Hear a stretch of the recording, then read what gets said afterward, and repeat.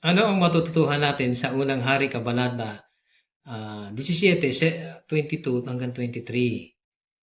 Isang babaeng biyuda ang namatayan ng anak. Ganito ang sabi, nakinig si Jehovah sa hiling ni Elias at nabuhay ang bata at kinuha ni Elias ang bata at binaba ito mula sa silid ng bubungan ng bahay at ibinigay ito sa kanyang ina at sinabi ni Elias, tingnan mo, buhay ang anak mo. Nadarama mo ba ang damdamin ng Diyos?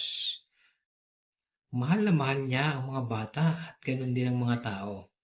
Kaya nananabik ang Diyos na Jehovah na buhayin muli ang ating mga mahal sa buhay na natulog sa kamatayan.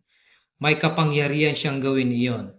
At nananabik siyang gawin iyon kasi mahal niya tayo, mahal niya ang mga tao. Gusto mo bang mapalapit sa isang maibiging ama sa langit, si Jehovah?